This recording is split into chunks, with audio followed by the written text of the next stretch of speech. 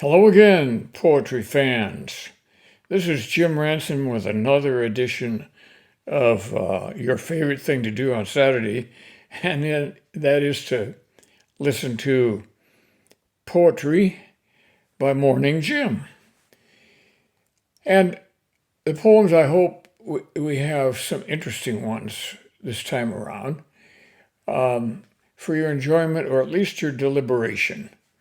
You will recall that the last 2 weeks we were sampling poetry from the Great War, or what we call World War I in America. And we saw how the style of English poetry moved from the romantic style of the early and mid 19th century.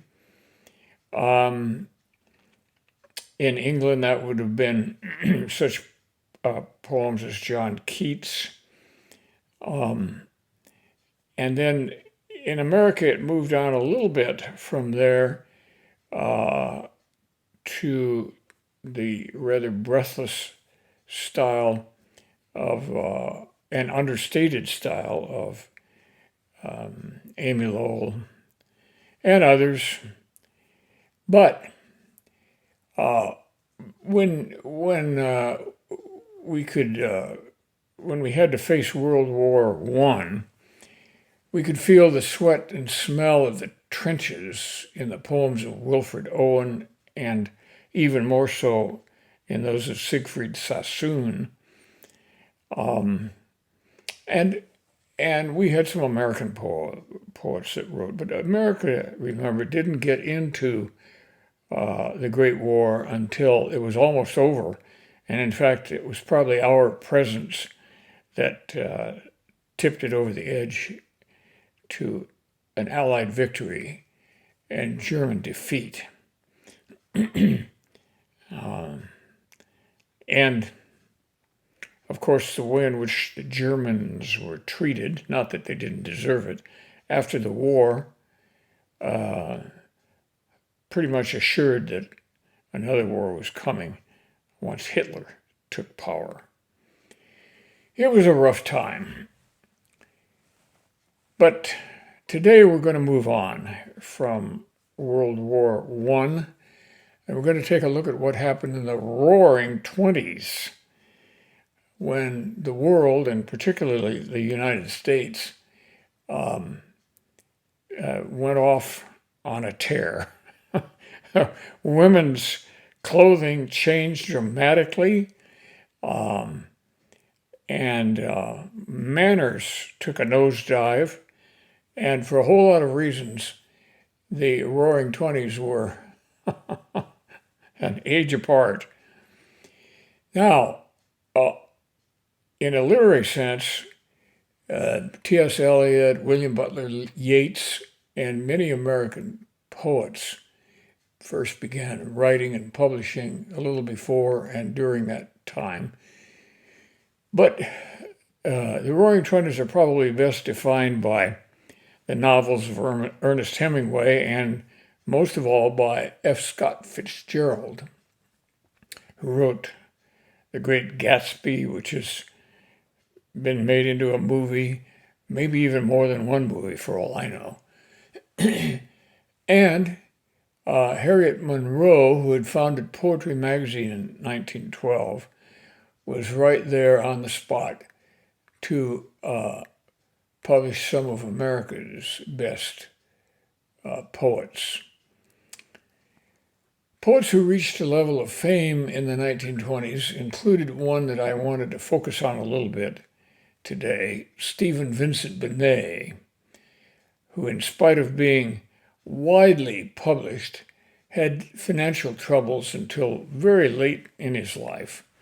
His most famous poem is John Brown's Body. It is peopled by famous Americans from history, as were many of his poems.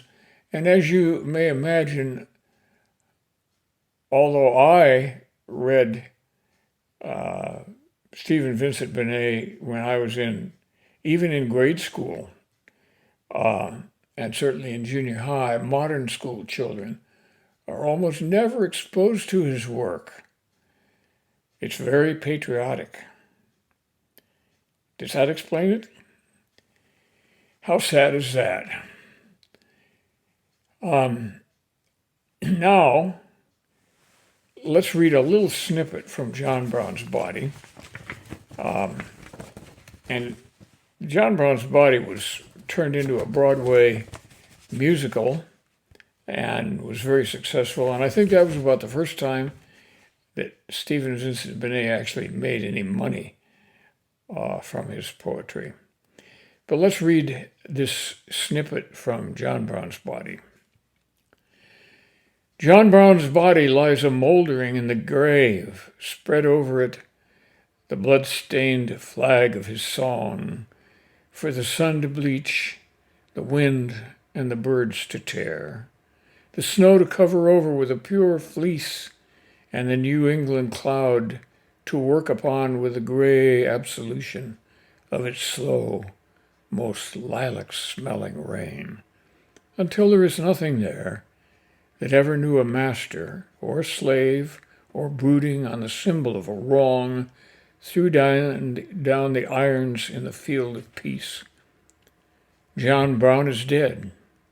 He will not come again. A stray ghost walker with a ghostly gun. And that was an early part of his John Brown's Body. Stephen Vincent Benay was an excellent poet, but he was not necessarily a very happy man. He was an outstanding student at university, and he started publishing his first poem at age 13. If he'd known how hard it was to make a living, he probably would never have spent that dime or whatever it was he got for it. He was married at a fairly early age, in spite of the fact that he suffered from terrible myopia. I'm surprised he could even see his wife, and probably couldn't once she had on her wedding veil. But they were happily married for many years and had 2 or 3 children. I'm not sure which. So, let's move on to something that is known as the Harlem Renaissance. In the 1920s, a very active colony of Negro intellectuals was beginning to gather in Harlem. And among the poets and writers were Langston Hughes, who's perhaps the best known one, and such a one also was Countee Cullen. Countee Cullen had an interesting life. His grandmother died, who was taking care of him at a fairly early age. And then he was adopted by the Reverend Mr. Cullen of the Methodist Episcopal Church in Harlem, a large black congregation. And he was brought up in the Christian religion. And he was also given the opportunity to go to a very good high school. It was primarily a white high school, but they were not prejudiced against him at all, and he was elected vice president of his class and also the editor of the literary magazine that was put out by this classy high school in that age. Then, as he traveled around the United States a little more, determined not to be a racial poet. He wanted to be a unifier. Well, might have been a little too early for that. So he toured Baltimore as a child, and this poem comes from that. It's called Incident by Countee Cullen. Once riding in old Baltimore, heart filled, head filled with glee, I saw a Baltimorean keep looking straight at me. Now I was 8 and very small, and he was no whit bigger, and so I smiled, but he poked out his tongue and called me nigger. I saw the whole of Baltimore from May until December. Of all the things that happened there, that's all that I remember. That poem was published in My Soul's High Song, the collected writings of Countee Cullen. And even though he tried to use the English language to triumph over the racial barriers, and he tried to write poems that had nothing to do with race. Actually, he wasn't very successful at that because as time went on, at least 45 or 50% of his poems had a racial theme. And that was all right as far as the critics were concerned because that's what they wanted him to do. Of course, in the 1920s, we also had the humorists. And those included T.S. Eliot. We'll come to him in a minute. But above all, it included in America Ogden Nash. Ogden Nash. You'll remember him because we've heard from him before. And I have this hardbound edition of his poetry.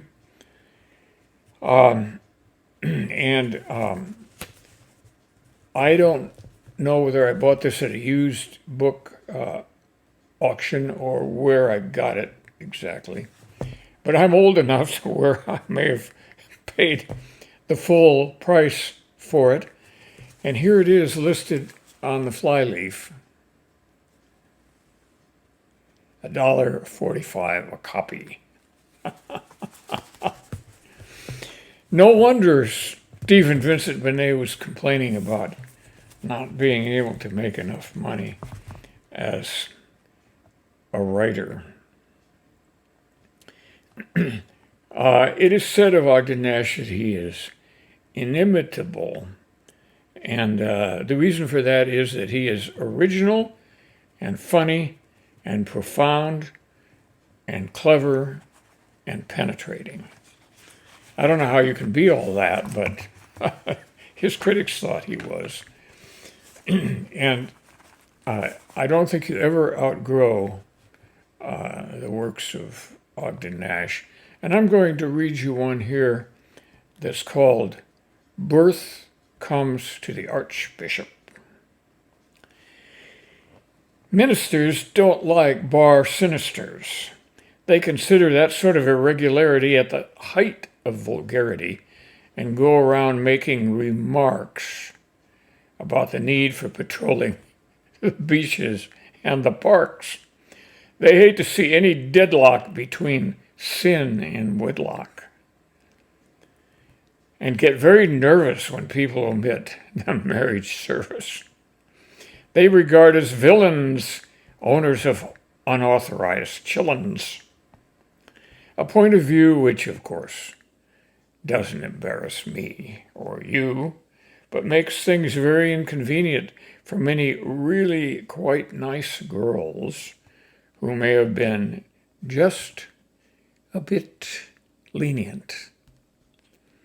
So although none of us is in danger of the arrival of an inexplicable little stranger, still, I think we ought to join with a lot of others and wish the best of luck to the nation's unmarried mothers.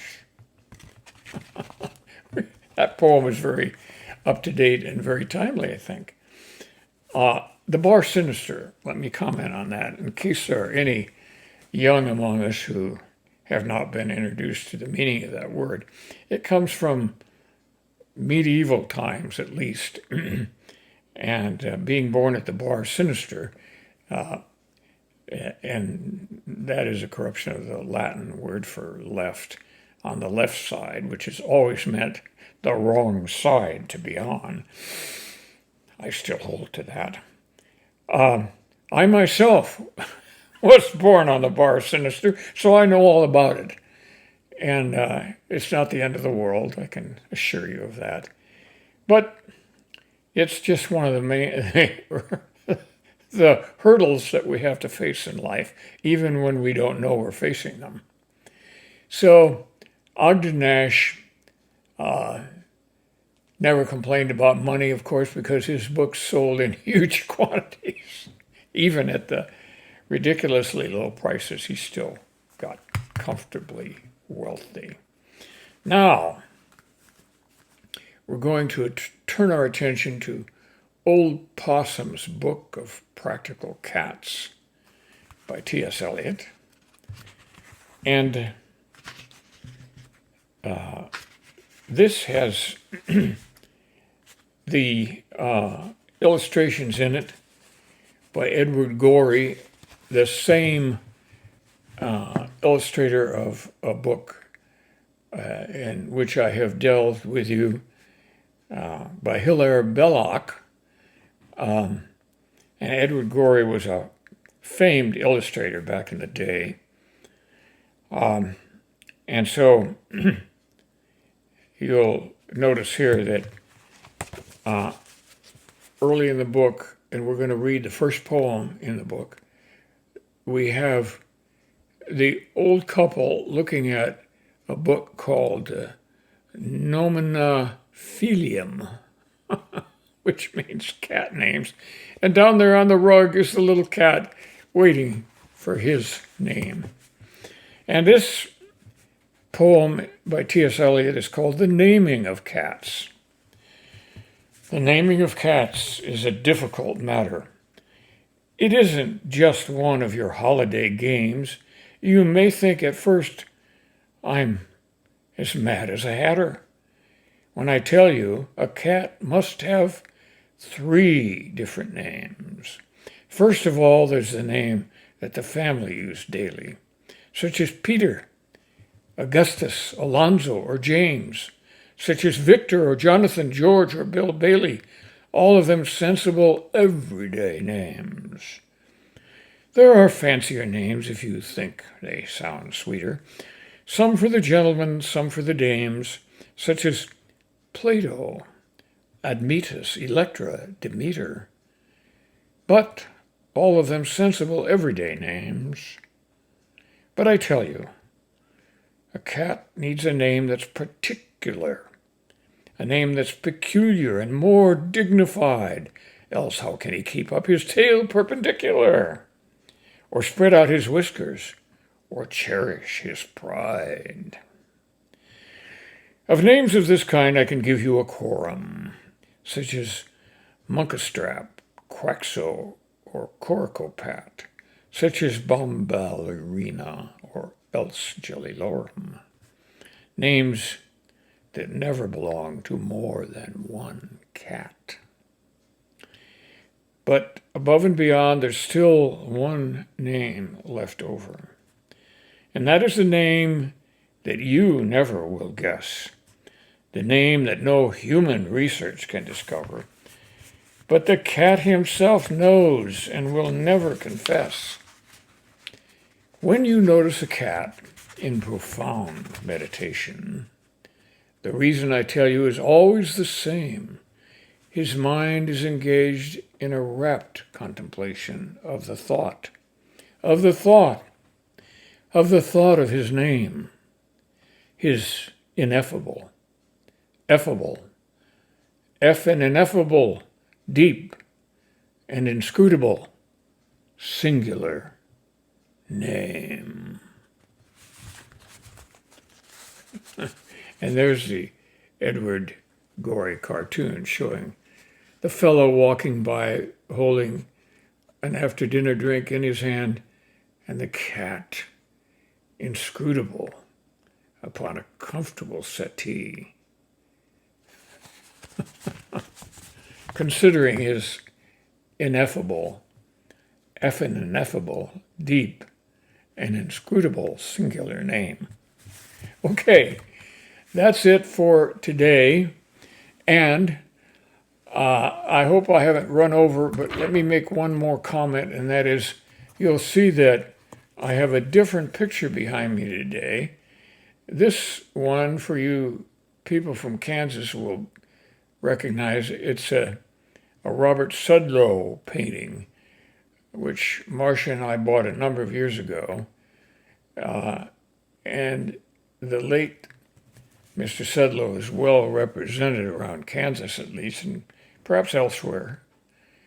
But I put it up today in honor of Marcia, and have temporarily replaced my daughter Andrea's lovely rose painting, which has been up here before, and which will go back again, mainly because it fits better in the spot that we have here in the kitchen.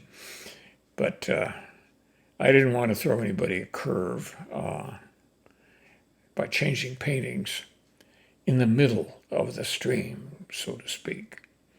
Goodbye, and have a great week in front of you.